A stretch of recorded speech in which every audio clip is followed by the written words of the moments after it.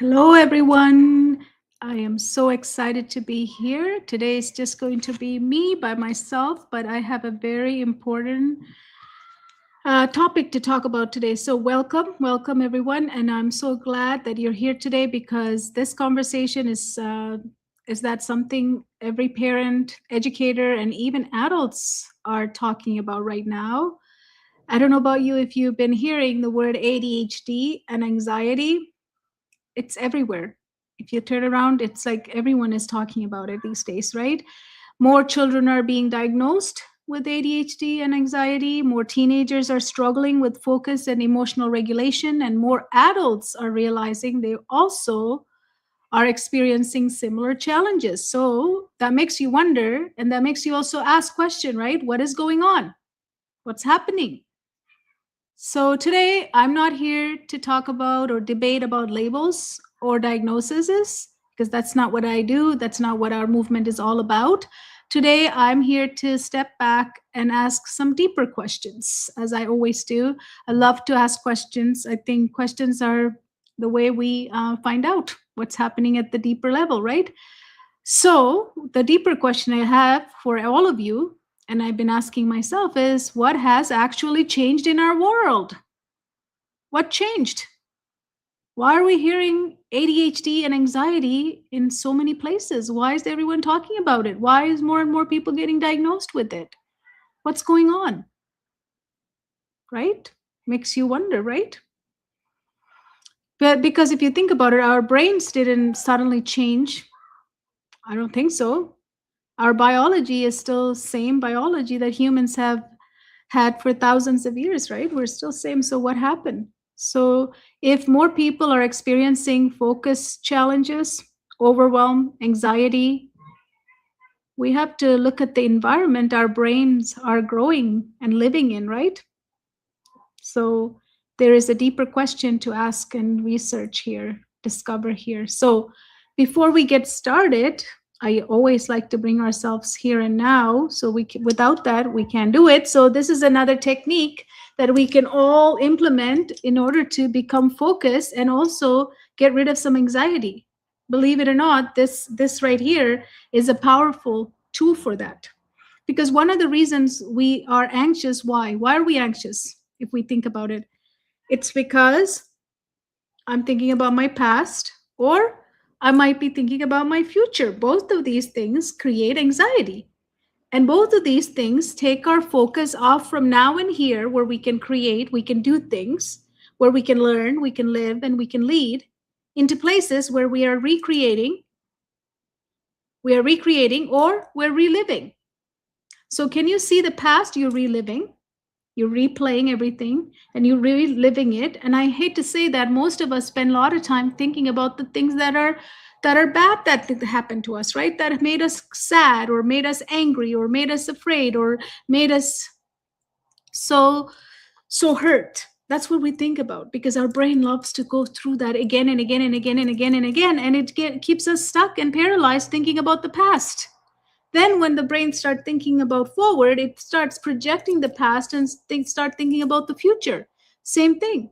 If we're thinking about future with projection from past, where I might have failures or I might have had some heartaches, or where I might had some failure or something happened to me, somebody said something or something I said that somebody didn't like, all these things, if I project that and look at my future, wouldn't that create anxiety? Forget the lot of other things that are happening in the world, right? That's also a cause of anxiety too, right? So there's just a lot going on. And then plus our brain, which is the most powerful thing we have, it doesn't really let us live, does it? It really takes us to the past and it wants us to think about the past. Then it takes us to the future. And then not only want us to think about the future, at least it can let us think about the future with the fresh perspective. Instead, it projects the past. And then we have all these what if stuff, right? So both of these things are basically nonsense. Our brain does. Now, what can I do with the past? Take the lessons and let it go. And what can I do with the future?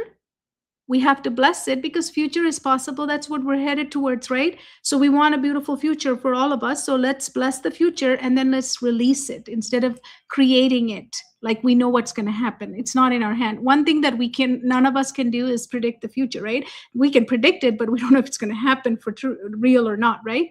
So the future is just needs to come to us, but it's available to all of us, a beautiful future ahead. We just need to now come here and now. So this allows the focus to return, and which is the topic I'm talking about today.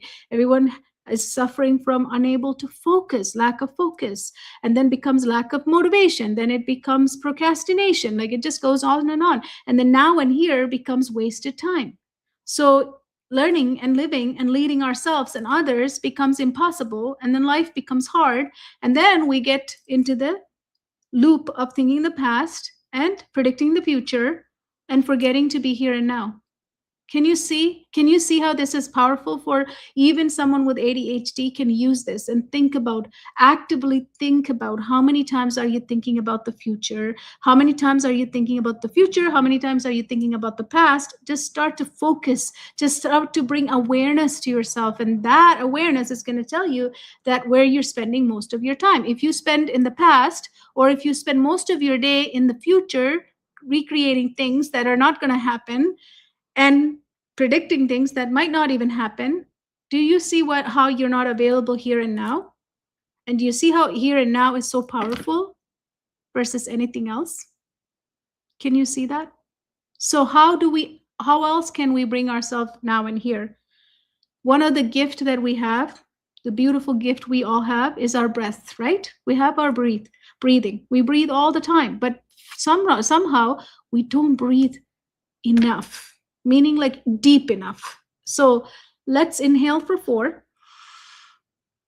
hold for 4, and then you're going to let go for 8, everything. So all the things that you thought about the past and the future today, just count them. Just let that go, because we are all wasting time thinking about the past and the future, right? So that's how you let go. So now come back again, inhale for 4, hold for 4, and then exhale for 8, letting go all the stress, all the worries, the shoulder, just release everything and anything that you're carrying. Let's do that again. Inhale for 4, hold for 4, and really letting everything go for 8. And you should feel so much less anxiety, pressure, just the focus, just the clarity, just by taking the time to breathe with counting. I can't tell you the power of it. I didn't create it. People have been using it for years and years and years, right? But just the awareness of your breath is amazing. So I'm so glad you're here. And I want to talk about the topic I have today. So as I said, we're all talking about ADHD and anxiety, and it's everywhere. So what is going on? What has happened? What changed in our environment? What's going on? Who else is asking this question? That's what I want to know. Are you asking the same question that I'm asking? Because we're seeing it a lot. And I work with a lot of educators who are in the classroom still. I work with a lot of parents who are noticing about themselves as well as about their kids. So what has shifted? Because if you look at the childhood today, it looks very different than what it did even one generation ago, right? It's very much different. Children used to spend time outside moving their bodies. They had long stretches of boredom where imagination had space to grow. You know, we don't let our kids be bored. These days, we're afraid to let our kids be bored, because during the time when they are bored, what do? They nag us because they want something else to keep them busy. Just keep it going, right? We talked about this yesterday with our coach Tracy, right? We talked about how being on electronic too early in their life get them into this state of I need to do things. I need to do something. So the boredom becomes such like a prison for them. So then they start asking the parents or nagging the parents, and then they eventually, a lot of parents give in because it just gets worse, right? Some parents know they have strict rules when kids needs to be bored, and most of you would agree. When you were a child, look back when you're a child. I always go back to when I was child because I don't want to do things that you know I didn't do. Like if I could go back to my childhood, I can always relate, right? Can you relate? When we were bored, isn't that the time I'd start picking something up and started using my creativity? Didn't we become more curious when we were bored? Isn't bored when our brain is able to think in different ways and different perspectives? So being bored is good, right? But we don't have that anymore. Children are not bored anymore, right? To use their imagination. There was a lot of quiet time, waiting time, and slow time in their life, right? It used to. But now life is so fast. Children move between structured activities, screens, notifications. They're just getting constant stimulation. They're just moving through things at a faster speed, right? And so are adults. We are too, right? Many kids wake up to screens, learn on the screens, right? Relax on the screens, and then deep fall asleep with the screen. So I'm not saying screens are bad, but I'm just saying that world has changed. So we're getting to the point, right? I'm getting to the point what this is all about, ADHD, and how the anxiety part of it too, right? So we're waking up with screens, we're learning with screens, we're having entertainment and relaxation with screens, and then we also fall asleep with screens. And this is not just adults; children are doing this too, right? So the rhythm of childhood had changed from slow, spacious to fast and constant. Now, some of you might not agree with this, so just think about your child's life or your student's life and how it is and how your life is. I always like to put you back to notice, and observation is great. Just for a moment, let's think about our life. Is it slow and spacious, or is it fast and constant? How is your life? How is your child's life? How is your student life look like?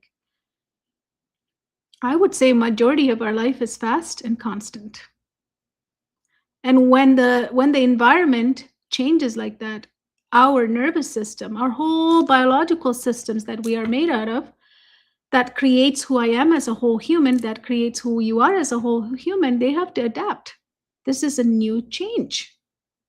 This is fast and constant. Our brains are designed to wire themselves based on the environment that we live in. When the environment is fast, loud, bright, and constantly stimulating, the brain begins to rewire itself to expect that level of stimulation all the time. It's rewiring, it's wiring itself to accept something, right? We're changing the wiring in our brain. So it needs loud, fast, bright, constantly stimulating and rewarding as well, because a lot of things are rewarding. Because if you post something or if you look at something online and there's hearts and thumbs up and there's comments, then you have interaction. So that's feedback. That's constant feedback and constant validation maybe as well. So many things are happening, right? So our brain is getting wired. This means slower activities can start to feel uncomfortable. Not just it can't do it, it's uncomfortable. It can't even bear it. Like think about reading compared to watching a show. You sit and read, right? That's how the way that I'm making faces, some kids' faces turn like that. Read? I don't know. I don't want to do it, right? Listening in class. Can you imagine if I live fast and loud and bright and constant stimulation and I get to be told to sit and listen? We all remembered in the classroom when we sat and listened. Was that fun? Most of the time, if the teacher wasn't entertaining, it was pretty boring even back then when we had slower lifestyle. But think about it now for kids and people who are already living in a fast and constant world, listening in the classroom, sitting quietly and listening in the classroom. It's like hard. It's too hard. Waiting for a turn. Like on my phone, I don't have to wait for any turns. I just do whatever I want. Why do I need to wait? So we're losing patience, right? We want everything fast, fast, fast, right? completing longer tasks. If you have longer things to do, because we are so used to getting these reels and these shorts and all these short form contents, we're just consuming them so fast. Completing a longer task feels like years of work. Even though it might just be 10, 20 minutes, it just feels like it almost takes me a year. And this is why most students are experiencing lack of focus. So suddenly what happens is these activities that are simple maybe even become difficult and feel like it's a sentencing versus enjoyment. There's no enjoyment to it. Not because the child is lazy or incapable, it's because their brain has adapted to a different speed of input. The speed of our brain is changed, right? We wired it differently now. So the speed of the input is not the same as what they expect. So the nervous system begins living in a constant state of alertness because of calm focus. So our nervous system, because our wiring has changed, it's not anymore in a calm state. It's always on alert. So alert mean anxiety, right? Because why do we need to be alert? For danger.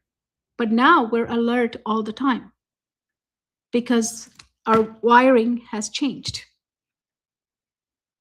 When the nervous system is constantly stimulated, it also has less opportunity to settle. Can you imagine the nervous system always on, constantly on? Because it doesn't need to be always on if we're at a lower speed. But with constant input and this bright and loud and stimulation that's happening to me, my nervous system is constantly on and alert, which is not what it's supposed to do. It's not resting.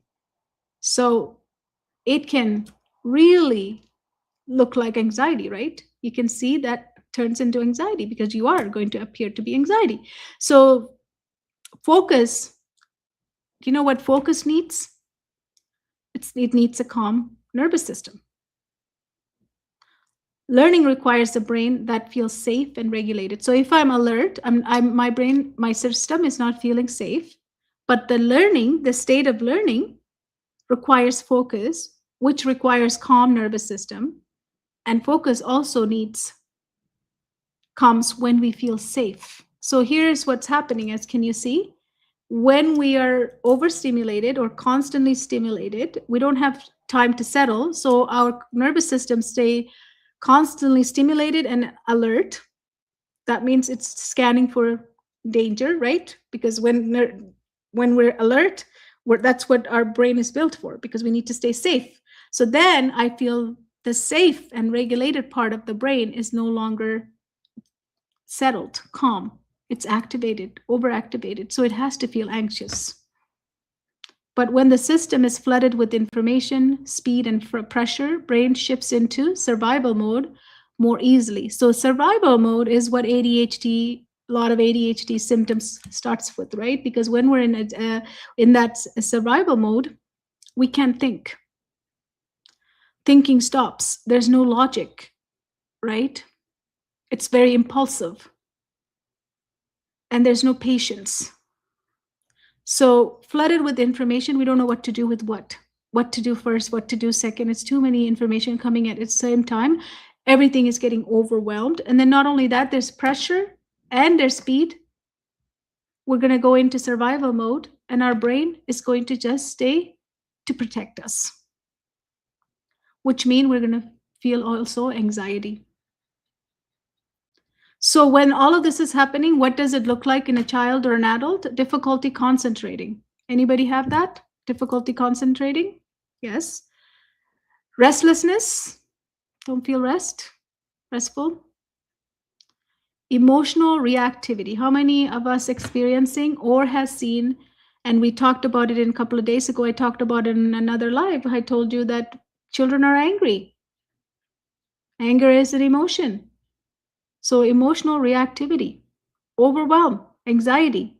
This is what it can show up as when our system is flooded with information, speed, and pressure, and brain shifts into survival mode so easily, and our nervous system is so on the alert. It's not settling down, and it's not regulated. It's feeling unsafe.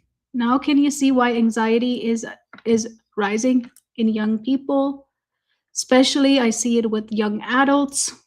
Lots of anxiety for a lot of things.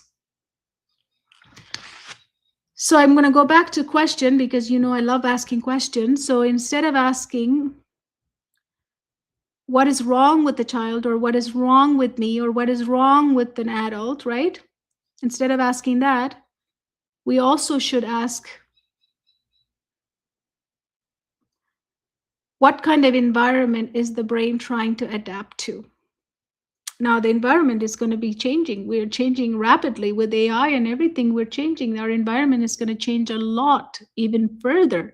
So, if we're already feeling anxiety and if we're already being diagnosed with ADHD, if 8-year-old and 4-year-old and 5-year-old are getting diagnosed with ADHD, or not only that, if they're put on medication and then during the testing period going through different type of medication, now you can see this is getting very messy, right? Already it's getting messy. So don't only ask what is wrong with the child. I wouldn't even ask that. I don't think ever anything is wrong with the child or I don't believe that there's ever anything wrong with anyone. It's always that their system is signaling and we're taking it as something is wrong with them. Instead, looking at it from a system perspective, because we're a biological system, we're a living system.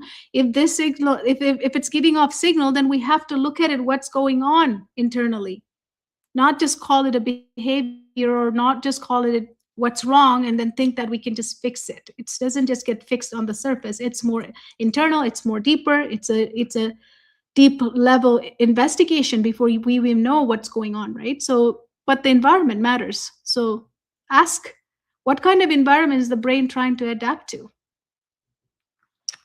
So labels like ADHD can sometimes help people understand their experience, but a label alone does not explain the whole story, right? This is the thing with label.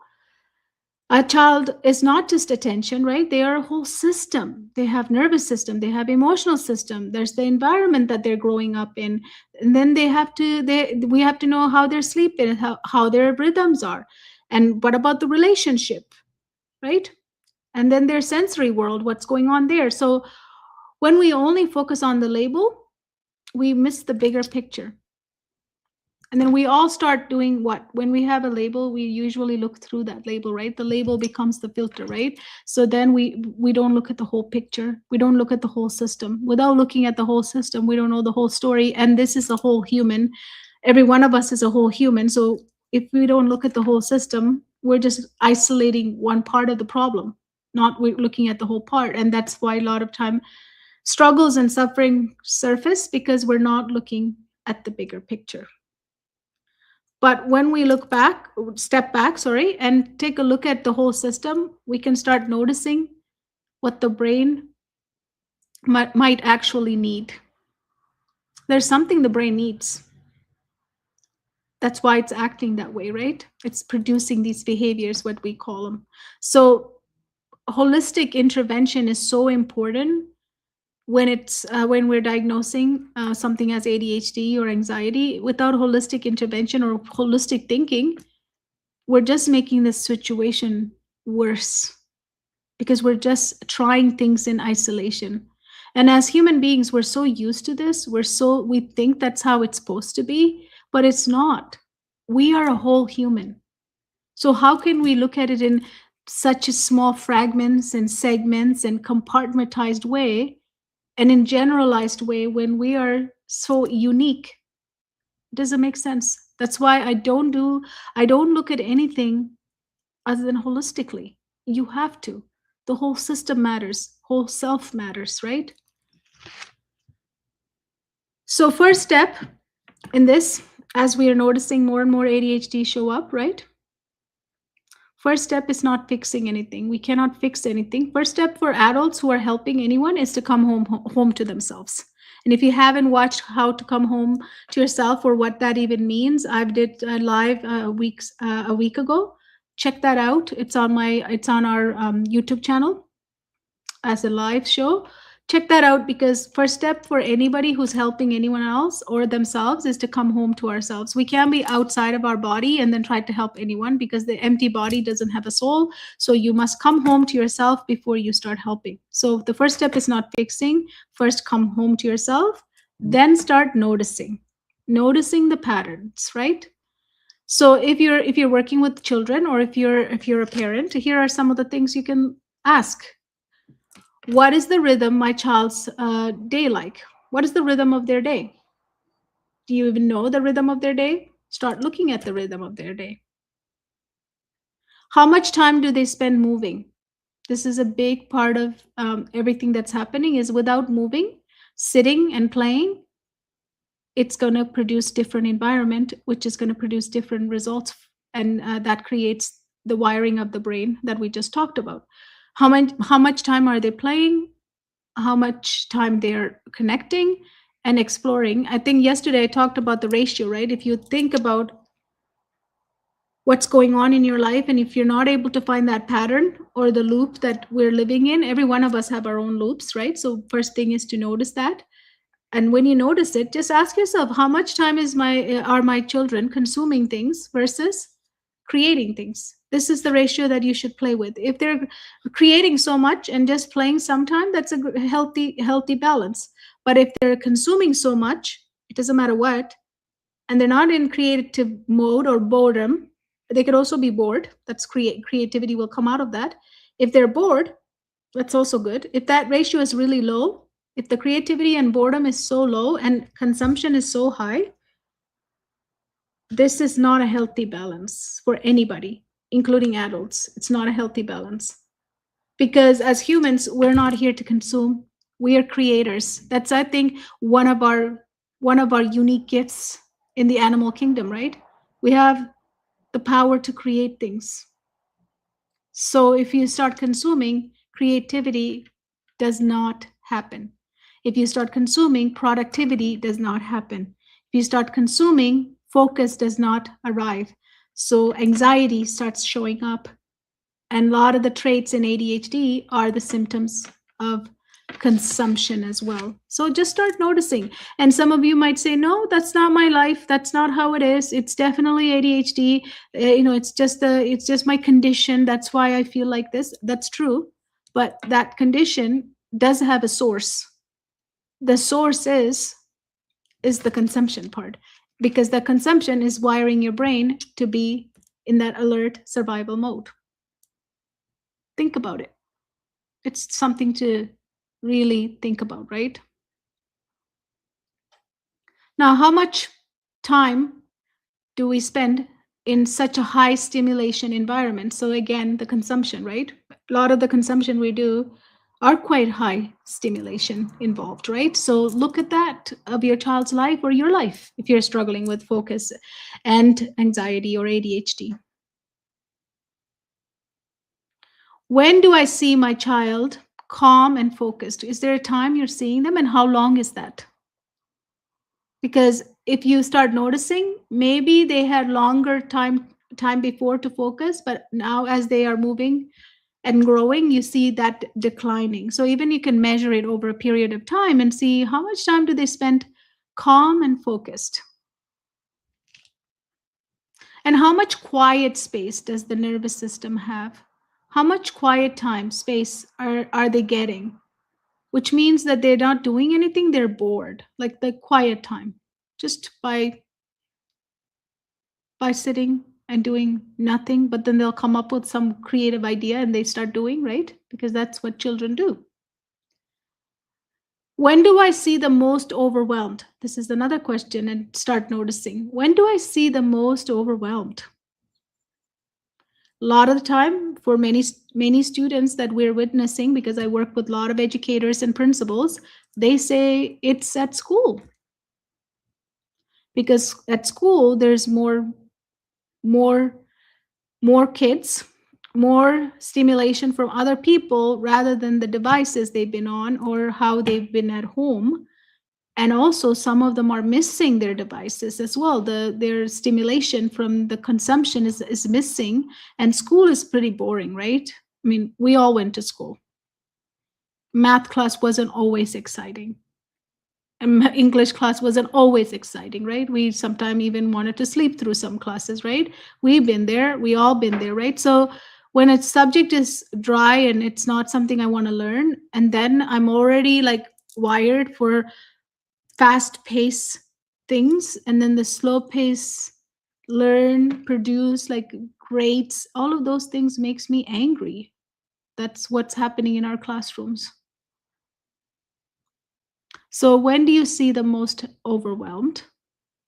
So these are small observations that can help us understand what the nervous system may be asking for, what your child may be asking for, what their signals are. But we label them as behaviors, right? But when we label as behaviors, we're thinking in the old way. We, as a holistic neurogrowth success coaches, we think of it as blocks because this is a biological system. If I'm not able to focus, if I'm overwhelmed, that means something is blocking my system to be ready to learn. And learning is a state. That state requires flow, and that state requires focus. It's a beautiful state when we know how to get there. But if we are bombarded with stimulation that we are getting used to and our wiring is changing, then we are going to feel anxious in these situations, right? So when we understand the system, we begin supporting it more effectively so we can go to the root cause of it, not the surface. Because if we still stay on the surface, we're not reaching anywhere. We're just seeing so much more struggle, so much more suffering. So those of you who are listening, if you're a parent and you're like, I don't know, I just feel like I don't want to give my son or daughter medication. This is not what we want to do. This is not where I want to hit. Or maybe you've already started medication and you're seeing a lot of side effects for ADHD or even for anxiety. There's a way out. There's a way. I'm not saying stop taking the medication. If it's helping, go ahead. Because we never tell anyone to take or take off their medication. That's not my job or my coach's job to do that. That's what doctors are for, right? But what we can do is create the conditions and the safety and return to our normal being, the normal state of being that we have seen doctors tell our students and families that we work with to come off of the medications, which is exciting, which is amazing, because they don't see the point of the medication anymore because they have changed. We help them change their wiring towards ADHD. So that's what we specialize in. We specialize in old labels, but if anything, now our method really aligns with ADHD and anxiety. So if you have it, or if you're experiencing, or if your child or anyone at care is experiencing this, contact us, DM me, because we have a lot of free resources. I don't know if you know it or not. First of all, we have paid forward coaching for those families who cannot, you know, be part of the coaching program. We offer a coaching program as a paid forward mission. So make sure to reach out.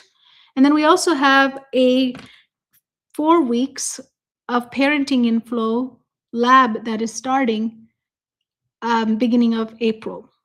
We would like to invite you. If you're a parent, or even if you're an educator, this would work, or a grandparent as well. So this is starting at the end of this month, and we're going to have an orientation, and we'll have 4 weeks for you to go through this. It's a gift from us because we see a lot of parents are struggling to parent. So if you're working with children, teenagers, or adults, and these patterns are not just affects the kids, right? It actually does, it is showing up in all of the adults as well. A lot of adults are experiencing similar things, right? So reach out to me, DM me.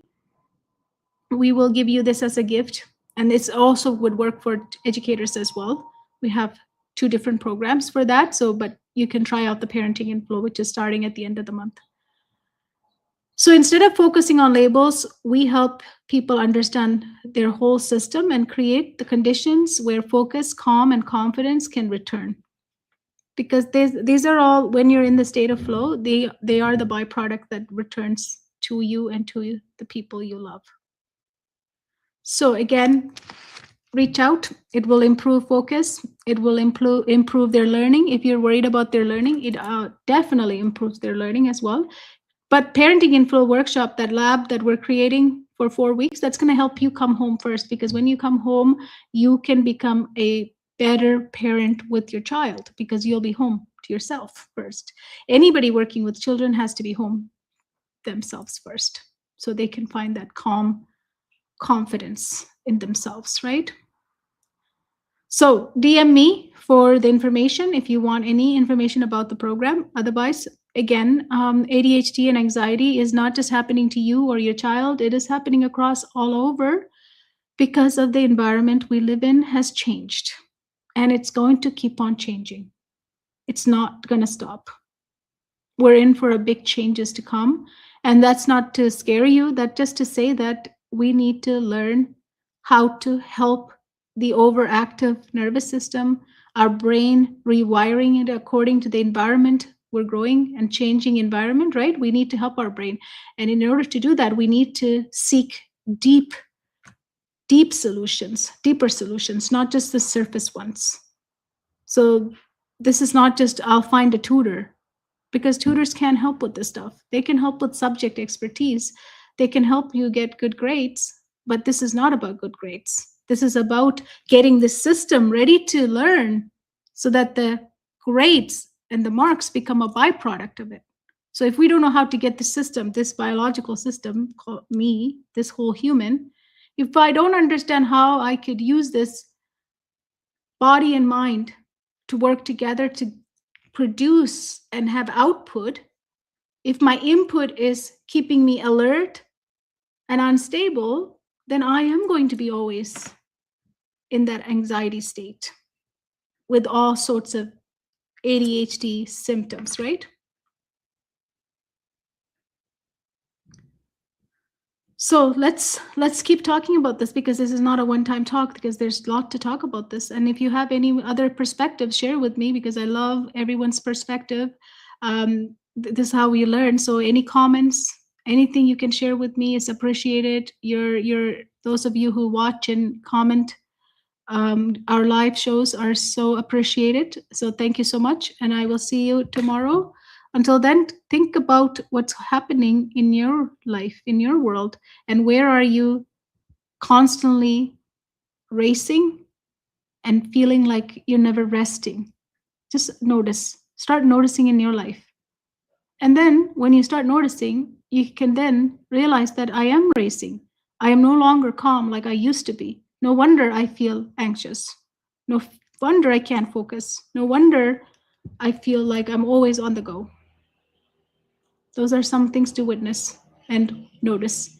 Thank you. I'll see you tomorrow.